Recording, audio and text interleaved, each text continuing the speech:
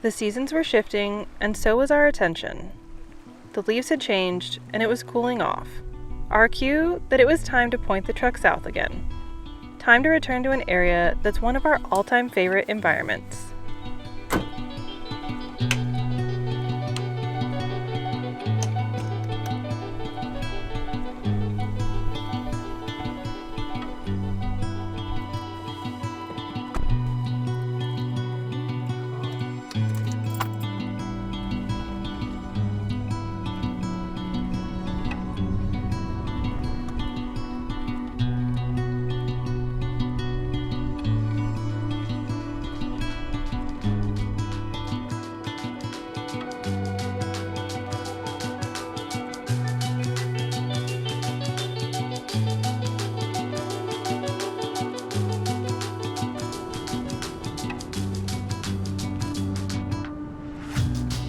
The Colorado Plateau spans an area of 130,000 square miles and covers large swaths of Colorado, New Mexico, Arizona, and Utah.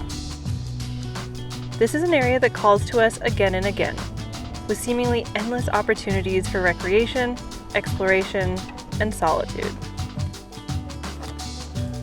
It had been 5 years since we'd both been in this particular area together, right in the heart of it all. And we were excited to check out some areas that had been on our list for a very long time. Our first time out here was back in 2018, when we made an incredible 3-week road trip through southern Utah and Grand Staircase-Escalante. Looking back, I think that trip was pivotal for us and heavily influenced the choices that we've made over the years, building a life centered around maximizing our time spent in the outdoors.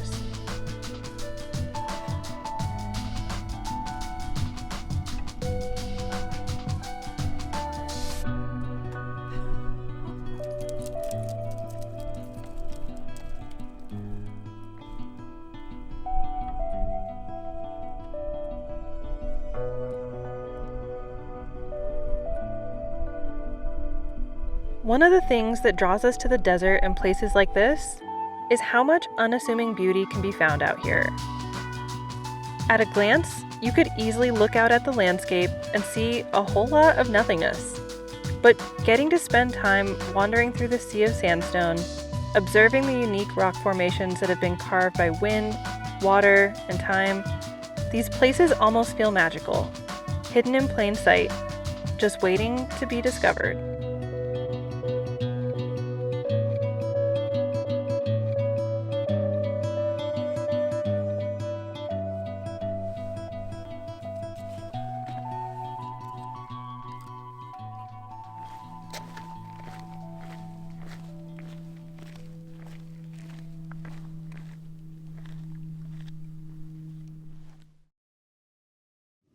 Before we go, let me show you what I'm thinking.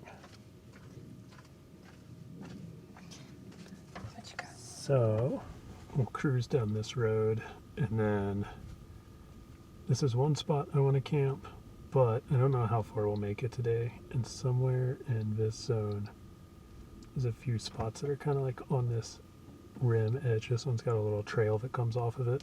Okay. So, I don't know. We'll see how today progresses, and maybe that's somewhere where we end up tonight. Sounds good. Cool. All right, ready? Let's go.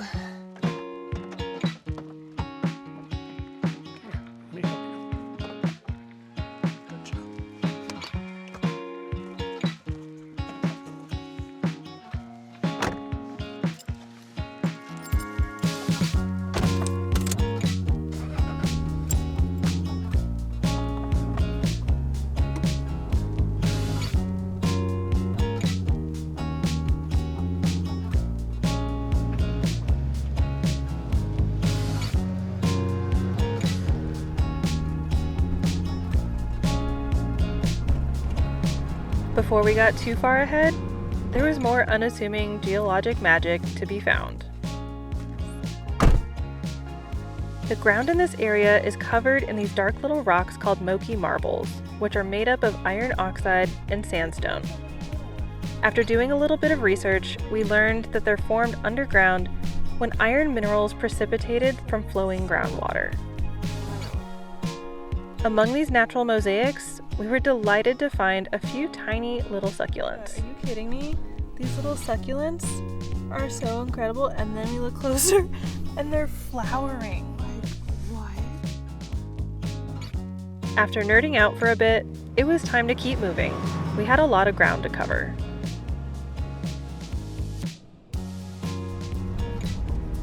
There's a remote spot overlooking Lake Powell that we'd wanted to check out for years, and this time we were determined to make it out there. But to get there, we decided to take the scenic route. We were venturing into a zone that we knew very little about, and we hadn't seen many photos or reports about this particular route. But those are the kind of areas that pull the strongest at our imagination, the ones that start out as a blank spot on our map.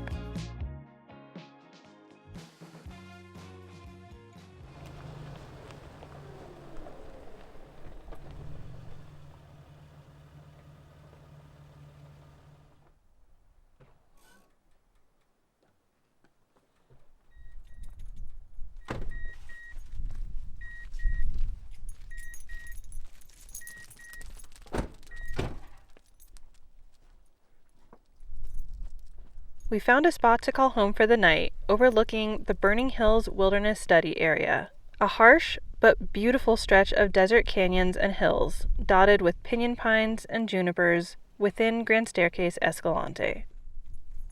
It's incredibly remote out here, the kind of place where you need to be fully self-sufficient and ready for whatever the desert throws at you.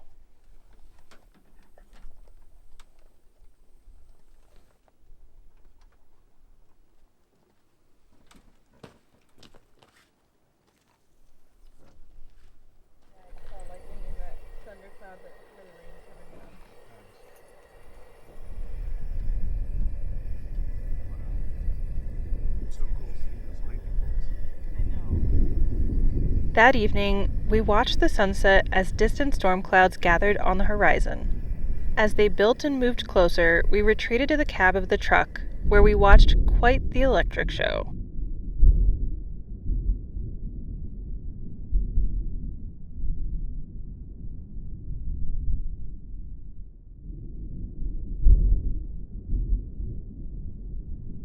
The storms brought lots of rain overnight and continued into the next day.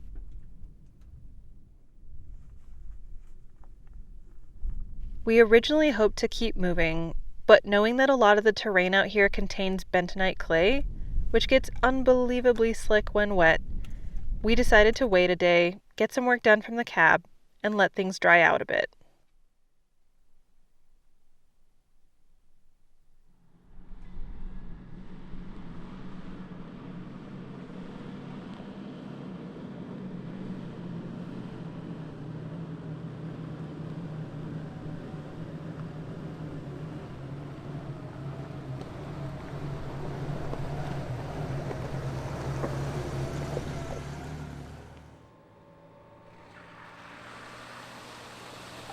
Even waiting a day for things to dry out, the road was still very wet.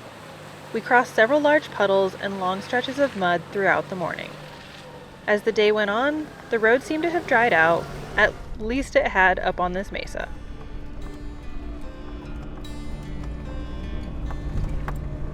About halfway along the section that we planned to drive for the day, we started to notice faint smoke in the distance, hinting at why this area is named the Burning Hills. Here, there's a natural ancient underground coal seam fire that has smoldered for centuries. With heat and smoke venting through cracks in the ground, it felt similar to observing some of the thermal vents in Yellowstone, but way more toxic, so we didn't stick around for very long. In the late 1960s, some unsuccessful attempts were made to extinguish the underground fire with water, fire retardants, and even heavy machinery. The tracks we see on this peak are evidence of those failed attempts.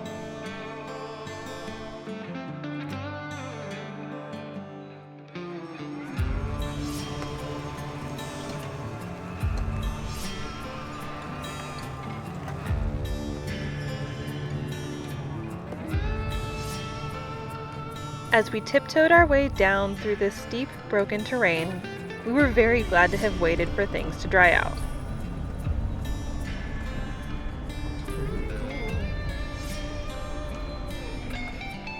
But as we descended down about 2,400 feet from where we'd spent the last 2 nights, the road meandered into some badlands, an area notorious for being full of bentonite clay, making us nervous for what lay ahead.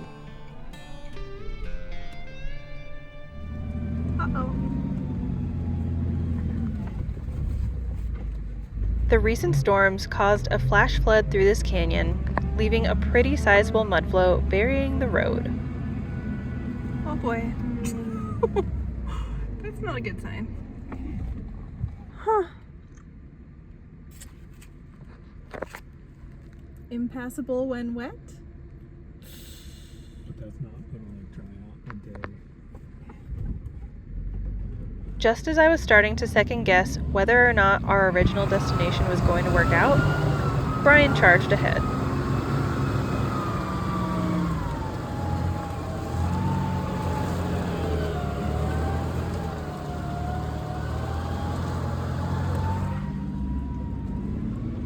Oh my god. Uh-oh.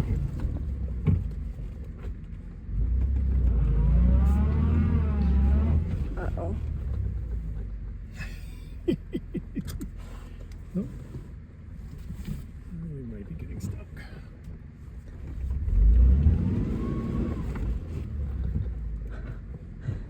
You ready to go swimming? Oh boy.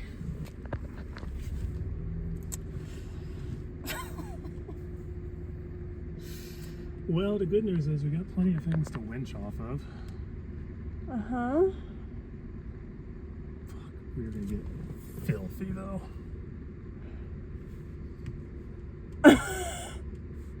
Cause can you see how deep it is? Oh yeah. I think I'm gonna end up putting on my extra tufts. I think it might be deeper than your extra tufts. Oh god. Oh god.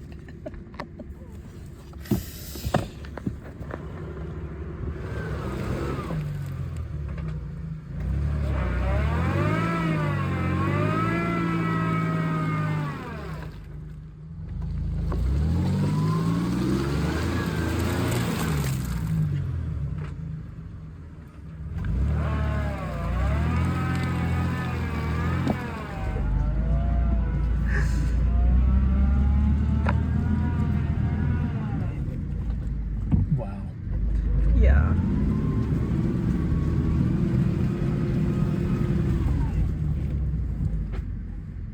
We made slow progress, but Brian was determined to make it through. I was absolutely certain that we were screwed.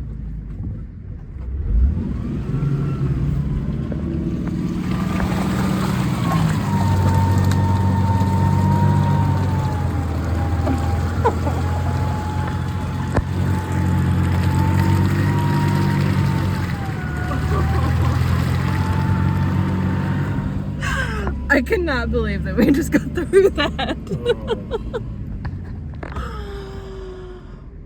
Wow. Wow. Okay. I didn't have to roll my pants up after all. Oh my god. Wow.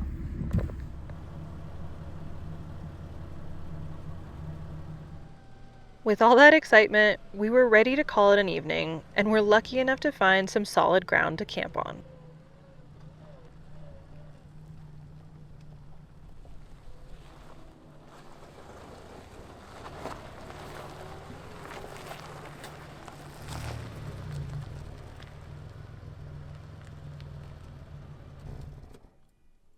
Oh man, what a day. Seriously. So, did you think we were absolutely getting stuck today? 100%. I cannot believe that we didn't get stuck. Like, we approached that and I was like, oh, we're like game over. We just can't, we're gonna have to turn around. And then you tiptoed into it and I was like, ow. And then you're like, let's just go for it. I was like, no. It's like, this is how we get stuck, helplessly stuck in deep mud. Yeah. There was enough things close by that we could winch off of that I wasn't terribly concerned. I guess, man. But it wasn't easy. I'm just so glad we didn't have to get out of a truck, because if we would have had to have gotten out in all that mud, oh God, it would have been awful. Well, I have to say I'm excited that we're down at 4,000 feet. Is that where we are? 4,025. Nice. That's why it feels so warm. It's so nice. I don't have to be a babushka.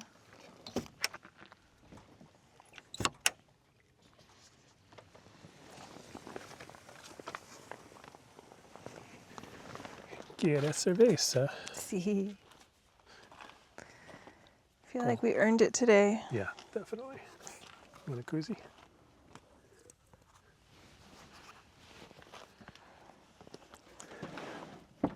Yeah, no doubt, huh?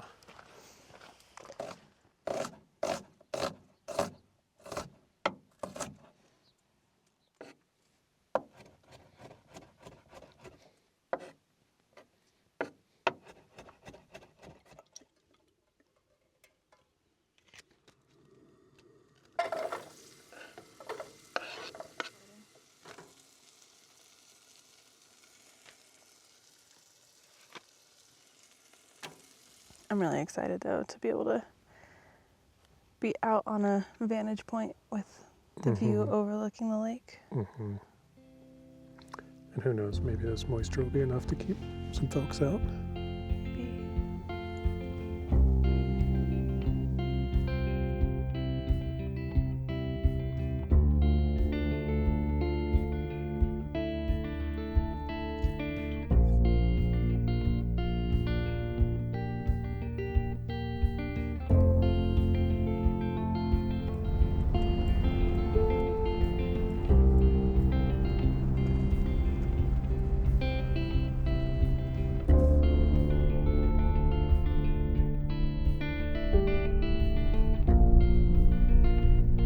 You could probably find it.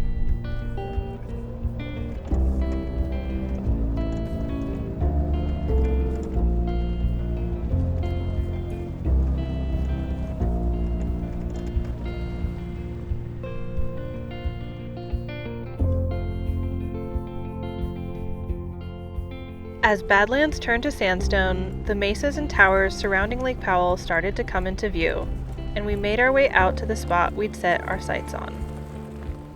And the views didn't disappoint.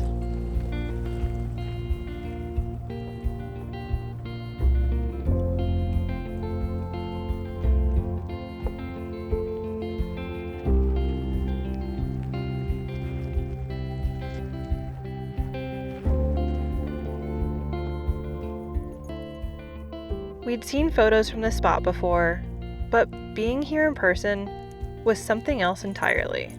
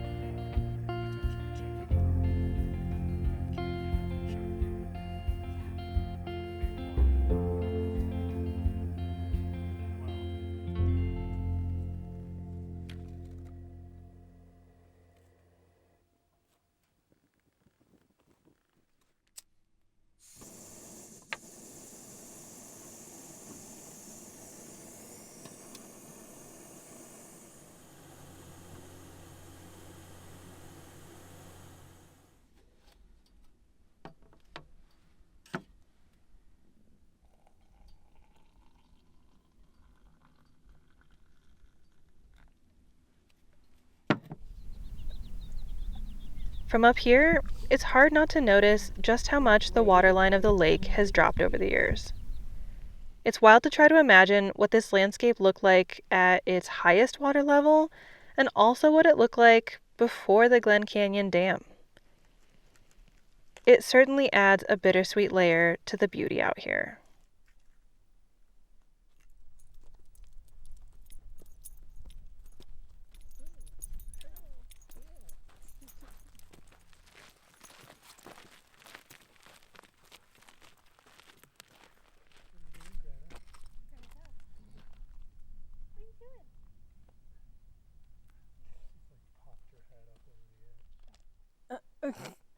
There's a freaking helicopter on top of that butte.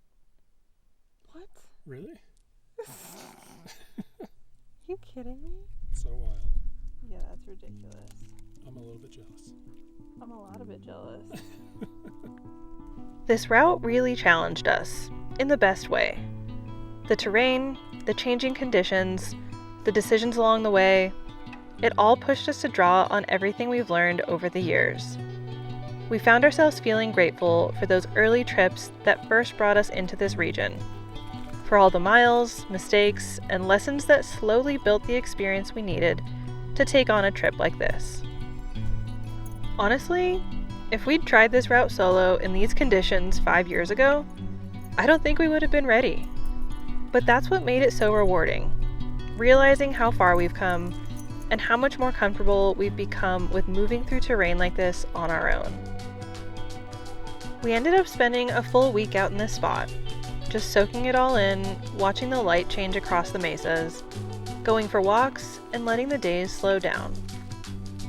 It felt incredible to finally experience a place that we'd dreamed about for so long, and be able to fully appreciate it, not just for the scenery, but for everything it represents to us now. Thanks so much for joining us. Please consider subscribing and liking this video. And if you enjoy stories like these and want to see behind the scenes, please consider joining us over on Patreon, where your support directly fuels our next adventure. Thanks again. We hope to see you out there.